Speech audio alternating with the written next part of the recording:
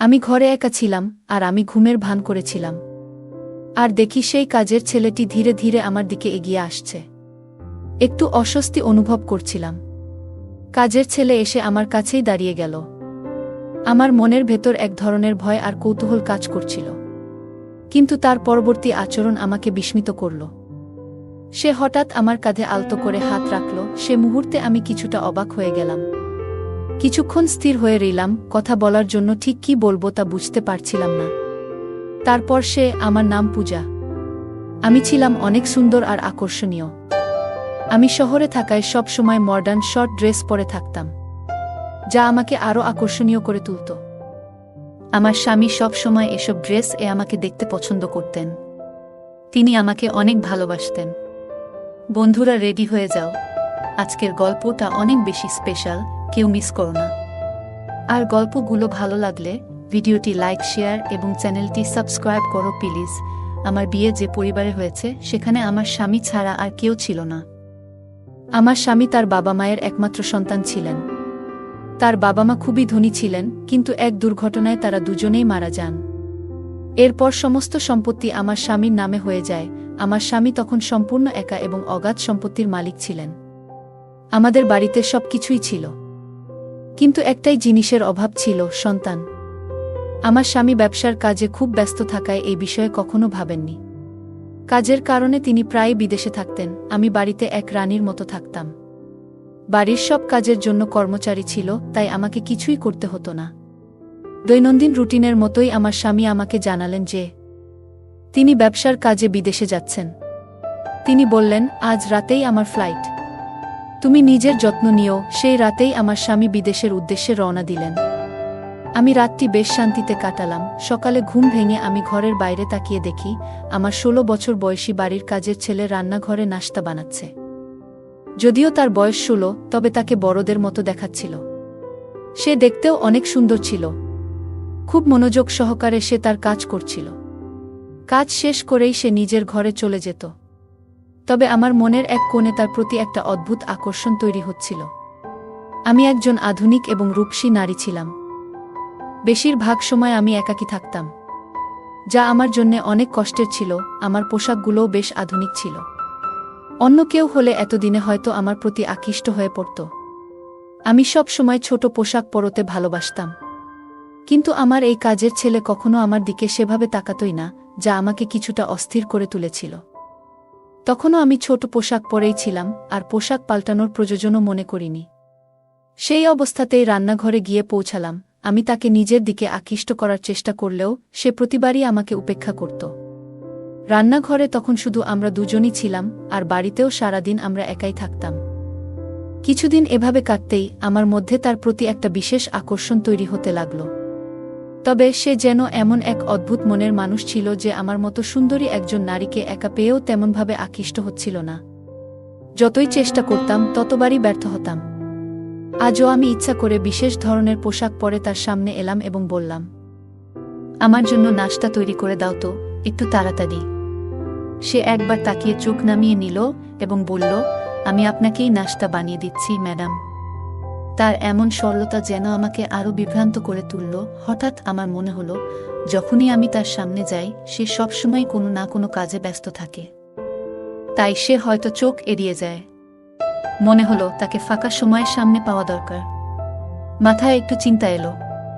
একদিন তাকে বললাম, আজ আমার শরীরটা ভালো লাগছে না, তাই নাশতা আমার ঘরে নিয়ে এসো। আমার কথায় সে একটু থেমে গেল, কারণ এ পর্যন্ত আমার ঘরে কোনো পুরুষ কাজের ছেলে যায়নি। সাধারণত তারা রান্নাঘর কিংবা বাইরের কাজেই সীমাবদ্ধ থাকত। সে কখনোই আমার ঘরে প্রবেশ করেনি। তবে আজ আমি তাকে ঘরে ডেকে আনলাম। আমি ভাবছিলাম, সে তো একজন পুরুষ, যতই উপেক্ষা করুক আমার মতো আকর্ষণীয় একজন নারীকে এড়াতে পারবে না। ঘরে গিয়ে আমি একদম স্বাভাবিকভাবে বসে রইলাম। কিছুক্ষণ পর সে দরজায় নক করল। আমি তাকে ভেতরে আসতে বললাম। সে একটু দ্বিধাগ্রস্ত হয়ে ঢুকল এবং খাবারটি রেখে চলে যাচ্ছিল। তখনই আমি তাকে থামিয়ে দিলাম। আমি তাকে বললাম, তুমি একা একা রান্নাঘরে এত কাজ করো, নিশ্চয়ই ক্লান্ত হয়ে পড়ো। তোমার সাহায্যের জন্য যদি আর কেউ দরকার হয় তবে আমাকে বলো। কথা বলার একটা অজুহাত খুঁজছিলাম, যেন সে আমার দিকে কিছুটা আকৃষ্ট হয়। কিন্তু সে মাথা নিচু করে দাঁড়িয়ে থেকে বলল, না ম্যাডাম, আমার কোনো সমস্যা নেই। আগে বড় এক পরিবারে কাজ করেছি, যেখানে অনেকের জন্য খাবার বানাতে হতো। এখানে তো দুইজনের জন্যই করতে হয়, তাই আমার জন্য কাজ সহজ। এরপর আমি বললাম, একটা বিষয় আমাকে খুব ভাবায়। তুমি কি আমার একান্ত কথা শুনবে? সে কিছুটা বিস্মিত হয়ে আমার দিকে তাকালো। আমি বললাম, আমার স্বামী আমাকে সবসময় স্বাধীনতা দিয়েছেন, কিন্তু এই স্বাধীনতার অর্থ এতটা স্বাধীন ভাবিনি যে আমাকে বাড়ির যুবক কাজের লোকদের মাঝে একা রেখে তিনি চলে যাবেন। আমি বললাম, আমার স্বামী তোমার উপর এত বিশ্বাস করেন কেন? তোমার মধ্যে এমন কি আছে? আমার প্রশ্ন শুনে সে কিছুক্ষণ চুপ থাকল। তারপর বলল, এটা তো আপনার স্বামীই বলতে পারবেন। আমার কাজ এই বাড়ির দায়িত্ব পালন করা, আর সেটা আমি যথাযথভাবে করছি। যদি কোনো অভিযোগ থাকে তাহলে আপনি তাকে জানাতে পারেন। সে চলে যাওয়ার চেষ্টা করছিল, তখনই আমি বললাম, আমার তোমার উপর বেশ কিছু অভিযোগ আছে। আমার কথায় সে একটু অস্থির হয়ে গেল, কারণ আমার সুরে কিছুটা কড়াভাব ছিল।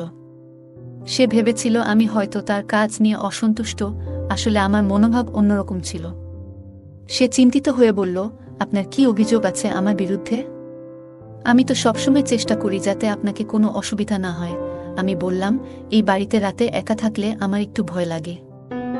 আমি চাই আমার সঙ্গে একটি সাহায্যকারী থাকুক, কারণ বাড়ির সবাই কাজ শেষে কোয়ার্টারে চলে যায়।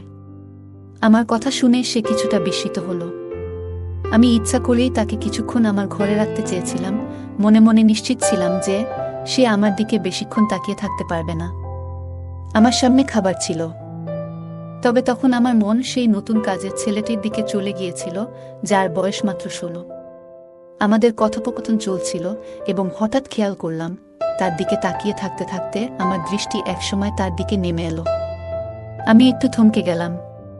আমার এমনভাবে তাকানো দেখে ছেলেটি একটু অস্বস্তিতে পড়ল এবং কৌতূহলী চোখে তাকিয়ে বলল, ম্যাডাম, এসব বিষয়ে আপনার স্বামীর সঙ্গে শেয়ার করুন।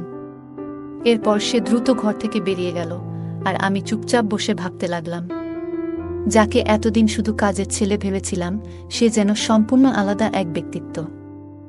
এই চিন্তা আমার মাথায় ঘুরতেই থাকল। এরপর আমি নীরবে তাকে লক্ষ্য করতে শুরু করলাম। পরদিনও আমি তাকে আমার ঘরে আসতে বলার চেষ্টা করলাম, কিন্তু সে সোজাসাপটা বলে দিল, আমি বাজারে যাচ্ছি, তাই নাশতা বাইরে করে নিন। তার কথায় আমি অবাক হয়ে গেলাম। কেন যেন তাকে নিয়ে আর কোনো আদেশ দিতে পারছিলাম না। মাঝে মাঝে সে আমাকে লুকিয়ে দেখত। একদিন দুপুরে ঘুম থেকে উঠে মনে হলো তার জীবনটা কেমন তা জানার ইচ্ছে হলো। তাই আমি কোয়ার্টারের দিকে পা বাড়ালাম, কারণ সে কোয়ার্টারে থাকে। যেন দেখার চেষ্টা করি তার জীবনযাত্রা কেমন। জানতাম সে কোয়ার্টারেই থাকে।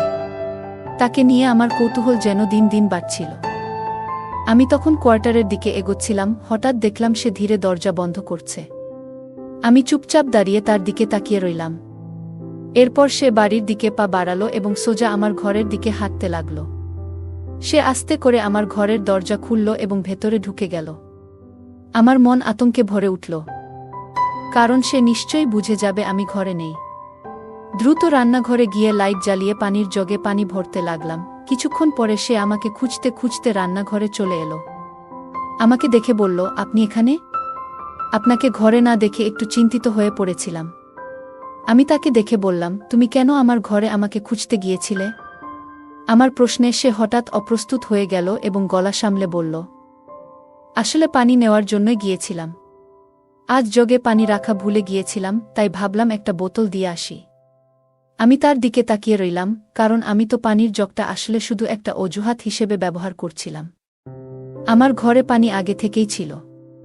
এরপর সে নীরবে নিজের কোয়ার্টারের দিকে ফিরে গেল, আর আমিও ঘরে ফিরে এসে দরজা বন্ধ করে চিন্তায় মগ্ন হয়ে রইলাম। এতদিন তাকে শুধু একজন কাজের ছেলের মতো দেখেছিলাম, যে সবসময় নিজের কাজ করত আর আমার সঙ্গে আমার চোখা এড়িয়ে চলত। একবার তো সে আমার ঘরে আসতে সরাসরি মানাও করে দিয়েছিল। তবে আজ হঠাৎ সে আমার ঘরে কেন এসেছিল? তার এই আচরণে আমি বিভ্রান্ত হয়ে পড়লাম এবং সারারাত এসব ভেবে কাটালাম। সে লিখিয়ে আমার ঘরে আসতো আর আমি সেটা জানতামই না। পরদিন সকালেও এই বিষয়টি নিয়ে আমি চিন্তা ছিলাম। তাকে তখন সম্পূর্ণ অন্যরকম একজন মানুষ মনে হচ্ছিল। সে আজও আমার সামনে সেই একই শান্ত দৃষ্টিতে তাকিয়েছিল। এখন সে প্রায় আমার দিকে তাকিয়ে থাকে। সে মাথা নিচু করে নম্রভাবে কথা বলছিল এবং আমাকে খাবার দিয়ে আবার ঘরের কাজে মন দিল। রাত নামল, আর আমি সারা রাত এপাশ-ওপাশ করেই কাটালাম। সিদ্ধান্ত নিয়েছিলাম, এবার যদি সে আমার ঘরে আসে তাহলে আমি প্রশ্ন করব, তার আসল উদ্দেশ্য জানতে চাইব। আমার মনে হচ্ছিল, রাতে আমি ঘুমিয়ে পড়লে সে ঘরে ঢুকে কেন আসে। কিছুক্ষণ পরই দরজার কাছে পায়ের শব্দ পেলাম। সঙ্গে সঙ্গে আমি ঘুমের ভান করে পড়ে রইলাম। কিছুক্ষণ পর দরজা খুলে সে ঘরে ঢুকল। তার এভাবে ঘরে আসা আমাকে অস্বস্তিতে ফেলে দিল। সত্যি বলতে আমি খারাপ চরিত্রের কেউ নই, তবে তাকে নিয়ে এক অদ্ভুত আকর্ষণ অনুভব করছিলাম, তাই তার মনোযোগ পেতে চেষ্টা করছিলাম। কিন্তু কখনোই মনে করিনি সে আমার সম্মানহানি করবে বা আমার একাকিত্বের সুযোগ নেবে। আমি ঘরে একা ছিলাম, আর তাকে ধীরে ধীরে আমার বিছানার দিকে এগিয়ে আসতে দেখে আতঙ্কিত হয়ে পড়লাম। স্বামীর উপর হতাশা কাজ করছিল, কিভাবে সে আমাকে একা এখানে রেখে অচেনা লোকের উপর এতটা বিশ্বাস করতে পারল। কাজের ছেলেটি আমার বিছানার কাছে এসে থেমে গেল। আমার বুকটা আতঙ্কে ধকধক করতে লাগল, কিন্তু তার পরবর্তী আচরণ আমাকে অবাক করল। সে হঠাৎ আমাকে এমনভাবে স্পর্শ করল যে আমি কিছুটা বিস্মিত হয়ে পড়লাম। এক মুহূর্ত স্থির হয়ে থাকলাম, কোনো কথা বললাম না, আর কিছুক্ষণের মধ্যেই সে চলে গেল। পরের দিন মনটা যেন অদ্ভুত এক অনুভূতিতে ভরে ছিল, বারবার সেই ঘটনার কথা মনে পড়ছিল। কিছু সময় পর যখন সে আমার কাছে খাবার নিয়ে এল, আমি নিজের ভাবনা গুছিয়ে নিলাম। তাকে দেখে আমার ভেতরে এক অজানা ভয় কাজ করল। আমার প্রতিক্রিয়া দেখে সেও কিছুটা থমকে গেল। আমি তাড়াতাড়ি বললাম, আমার এখন খিদে নেই, তুমি খাবার রেখে যাও, আমি পরে খাবো।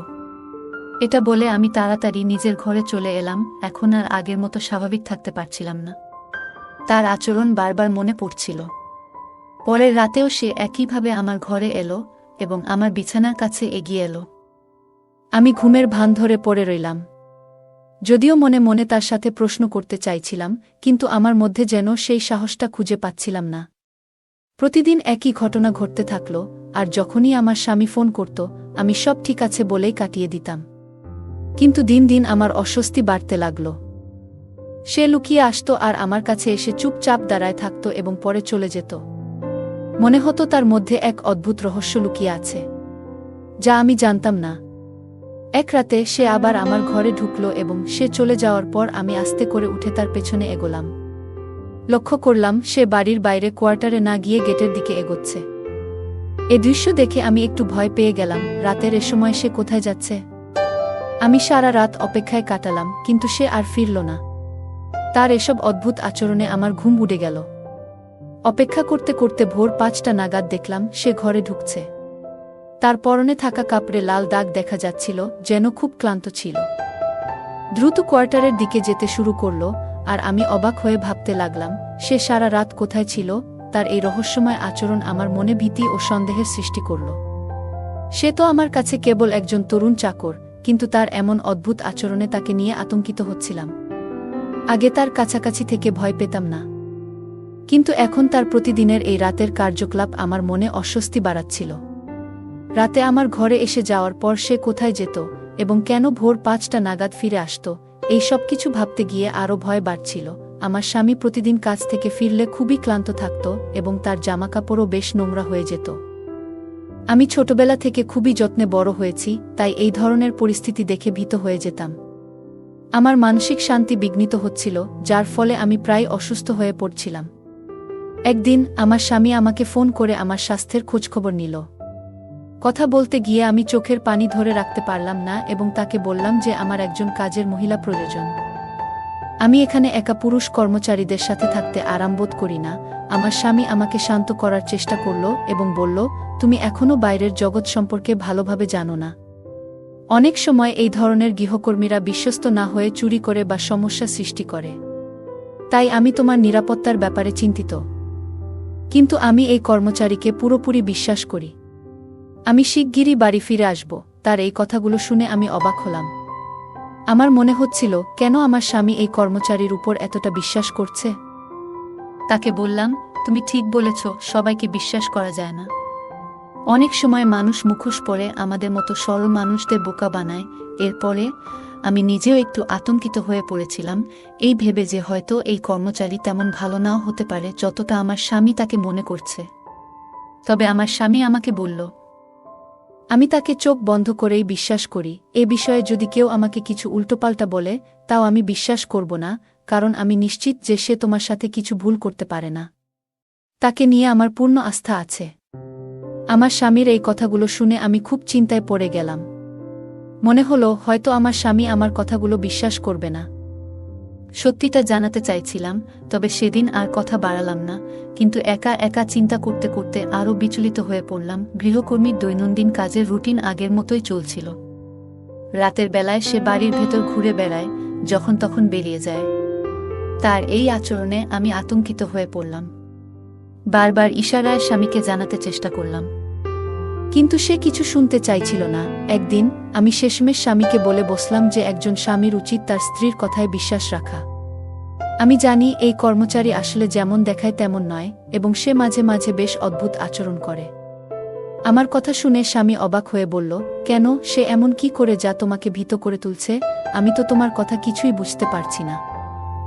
আমি কিছু বলার আগে হঠাৎ সেই গৃহকর্মী চায়ের কাপ নিয়ে এসে আমার সামনে দাঁড়ালো এবং আমাকে কঠিন চোখে তাকালো। আমি আতঙ্কে জমে গেলাম। কথার প্রসঙ্গ পাল্টে তাড়াতাড়ি ফোন রেখে দিলাম। সেই চাকর এসে বলল, আপনার স্বামীর সাথে অকারণে এ ধরনের কথা বলে তাকে চিন্তিত করবেন না। যদি আমার উপর আপনার কোনো সন্দেহ থাকে, সরাসরি আমাকে জিজ্ঞাসা করুন। আমি তো কখনো আপনার সাথে খারাপ কিছু করিনি এবং সব সময় খুব নম্রভাবেই কথা বলেছি। আপনি নিশ্চিন্ত থাকুন, আমি আপনাকে কোনো ক্ষতি করব না। তার কথাগুলো নম্র শোনালেও আমি বুঝতে পারছিলাম সে আসলে আমাকে সতর্ক করছে যেন আমি আমার স্বামীকে কিছু না বলি। আমি চুপ করে থাকলাম। তার দৃষ্টি নিজের থেকে সরাতে বললাম, না, তোমার উপর সন্দেহ নেই, তবে একাকিত্ব ও ভয় আমায় কাবু করে ফেলছে। আমি একা থাকতে পারছি না, তাই চাইছি যেন একজন মহিলা সহকারী আমার সাথে থাকে। সে আমাকে এক ধরনের ভাবলেশহীন চোখে কিছুক্ষণ দেখে নিয়ে বলল, আপনি চিন্তা করবেন না, এখন থেকে আপনার আর ভয় লাগবে না। আমি নীরবে মাথা নাড়লাম, কিন্তু মনে মনে সিদ্ধান্ত নিলাম যে আমার স্বামীকে সব বলতেই হবে। এরপর থেকে গৃহকর্মী যেন আমাকে নজরে রাখার কাজ শুরু করল। আগে কাজ শেষ করেই কোয়ার্টারে চলে যেত, কিন্তু এখন সে সারাদিন বাড়ির আশেপাশে ঘোরাঘুরি করত এবং প্রায়ই আমার ঘরের দিকে উকি দিত। তার এই অদ্ভুত আচরণে আমি ভয় পেতে শুরু করলাম। আমার মনের অবস্থা ক্রমেই খারাপ হয়ে উঠছিল। অসহজত্ব যেন চরমে পৌঁছে গিয়েছিল। না পারছিলাম আমার স্বামীকে কিছু বলতে, না পারছিলাম এই গৃহকর্মীর থেকে মুক্তি পেতে। আমার মনে হচ্ছিল সে যেন আমাকে নিজের নিয়ন্ত্রণে নিয়ে ফেলেছে। ঠিক সেই সময় আমার স্বামী আমাকে জানালেন যে তিনি বাড়ি ফিরছেন। এই খবর শুনে আমার মুখে আনন্দের ছোঁয়া এলো। আমি অপেক্ষা করতে লাগলাম যেন সামনে বসে তাকে সব কিছু জানাতে পারি। কিছুদিন পর আমার স্বামী বাড়ি ফিরে এলেন। কাজের ছেলে আবার আগের রুটিনে ফিরে গেল, কাজ শেষ করেই বাইরে চলে যাচ্ছিল। আমি তখন স্বামীর সাথে একান্তে সময় কাটাচ্ছিলাম। আমার অবস্থা দেখে স্বামী অবাক হয়ে বললেন, তুমি এত দুর্বল হয়ে পড়েছ কেন? বাড়ির সব ব্যবস্থাই তো রয়েছে, আর এই গৃহকর্মীও তো বলেছে যে সে তোমার বেশ খেয়াল রেখেছে। আমি তার উপর বিশ্বাস করি, সে নিশ্চয়ই ঠিকমতো খেয়াল রেখেছে। তবে কি এমন কি ঘটেছে যা তোমাকে এমন দুর্বল করে দিয়েছে? তার কথা শুনে আমি চুপচাপ তাকিয়ে রইলাম। তখনও তিনি গৃহকর্মীকে একজন ভালো কর্মচারী হিসেবেই দেখছিলেন। আমি বললাম, আমার সমস্যার কারণ এই চাকর। আমি তার সাথে স্বস্তি পাচ্ছি না। আমি চেয়েছিলাম যেন কোনোভাবে আমার স্বামী তাকে দূরে রাখে।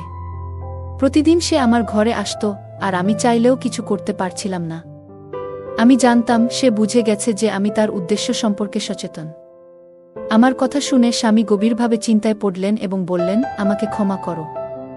আমি জানতাম না যে সে এমন হতে পারে। অন্ধবিশ্বাস করেছিলাম। তার চোখে অবিশ্বাসের ছাপ ছিল, তবে আমি তাকে বোঝাতে সক্ষম হলাম যে এটাই সত্য। সে আমার স্বামীকে এতটাই মানসিক কষ্ট দিয়েছিল যে একদিন তার শরীর খারাপ হয়ে যায় এবং তাকে হাসপাতালে নিয়ে যেতে হয়। আমি খুবই উদ্বিগ্ন হয়ে পড়লাম, যদি স্বামীর কিছু হয়ে যেত, তবে আমি নিজে বাঁচতে পারতাম না। আমার স্বামীর জন্য চোখের পানি ফেলছিলাম, তখনই হঠাৎ সেই চাকর এসে বলল, আপনি কি এমন কিছু বলেছেন যা তার এ অবস্থার কারণ হয়েছে? আমি অবাক হয়ে বললাম, তিনি আমার স্বামী, আমি যখন ইচ্ছা তার সাথে কথা বলতে পারি। সে আমার কথা শুনে চলে গেল। 10 দিন পর আমার স্বামী সুস্থ হয়ে বাড়ি ফিরলেন। আমি চুপচাপ ছিলাম এবং তাকে বললাম, আমি আসলে কোনো গোপনীয় কিছু বলিনি।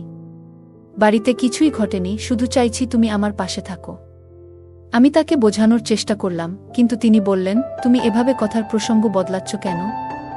আমি নিশ্চয়ই সেই গৃহকর্মীকে জিজ্ঞেস করব এবং তাকে বাড়ি থেকে বের করে দেব।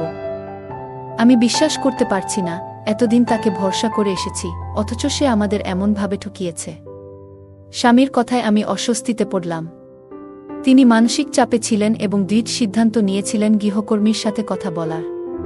কিন্তু আমি ভীত ছিলাম, কারণ মনে হচ্ছিল যদি আমার স্বামী গৃহকর্মীর সাথে কথা বলেন তবে সে হয়তো তাকে আরও বিপদে ফেলবে। আমি ভেবেছিলাম আমার স্বামীকে গৃহকর্মীর কাছ থেকে বিপদে পড়তে দিই না। তাকে এ বিষয়ে বোঝানোর অনেক চেষ্টা করলাম, কিন্তু তিনি একবারও শুনলেন না। একদিন স্বামী আমাকে শপিংয়ে পাঠালেন, আর আমি চিন্তায় পড়ে গেলাম, এতক্ষণে তিনি হয়তো চাকরটির সাথে একাই কথা বলছেন। মনের অস্থিরতায় শপিং বাদ দিয়ে তৎক্ষণাৎ বাড়ি ফিরলাম। ঠিক যেমন ভাবছিলাম, স্বামীর ঘর থেকে তর্কাতর্কির আওয়াজ শোনা যাচ্ছিল। আমার স্বামী খুব রেগে গিয়ে গৃহকর্মীকে কিছু বলছিলেন। তার কথায় আমি হতবাক হয়ে গেলাম। আমার স্বামী বলছিলেন, আমি তো বলেছিলাম সেই তাবিজটা সতর্কতার সাথে আমার স্ত্রীর উপর থেকে সরিয়ে বাইরে গিয়ে মাটিতে পুঁতে রাখতে। আমি এটি সন্তান লাভের জন্য সংগ্রহ করেছি। আসলে সে অসুস্থ, আর তাই তাকে জানাতে চাইনি। গোপনে তোমাকে দিয়ে এই কাজটি করাতে চেয়েছিলাম, কিন্তু হয়তো সে কিছু সন্দেহ করেছে। এ কথা শুনে আমি কান্নাজড়িত অবস্থায় ঘরে ঢুকলাম।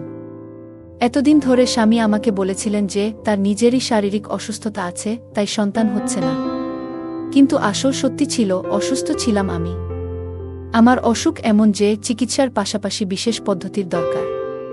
এজন্যই তিনি আমার অসুখের কথা গোপন রেখেছিলেন, যাতে আমি মানসিকভাবে ভেঙে না পড়ি। আমার স্বামী আমাকে অনেক ভালোবাসতেন। আমার স্বামী কখনোই আমাকে মানসিকভাবে ভেঙে পড়তে দেননি। প্রতিদিন গৃহকর্মীটি সেই তাবিজটি আমার শরীরের উপর দিয়ে নিয়ে বাইরে ফেলে আসত, যেন আমার অসুস্থতা দূর হয়। এই সত্যি জেনে আমি লজ্জায় মাথা নিচু করে কাজের সেই ছেলের কাছে ক্ষমা চাইলাম। এরপর আমি ডাক্তারের পরামর্শে চিকিৎসা করালাম, এবং কয়েক বছর পর আমার মা হওয়ার সুসংবাদ এলো। এখন আমি ও আমার স্বামী, আমাদের সেই বিশ্বস্ত কাজের লোক, একসাথে সুখে শান্তিতে জীবন কাটাচ্ছি। বন্ধুরা, যদি এই গল্পটি ভালো লেগে থাকে তাহলে দয়া করে ভিডিওটি লাইক করুন এবং আমাদের চ্যানেলটি সাবস্ক্রাইব করুন। পাশে থাকা বেল আইকনটি প্রেস করুন, যাতে করে আমরা যখনই নতুন ভিডিও আপলোড করি তার নোটিফিকেশন সবার আগে আপনার কাছে পৌঁছে যায়। ধন্যবাদ, দেখা হবে আমাদের পরবর্তী ভিডিওতে।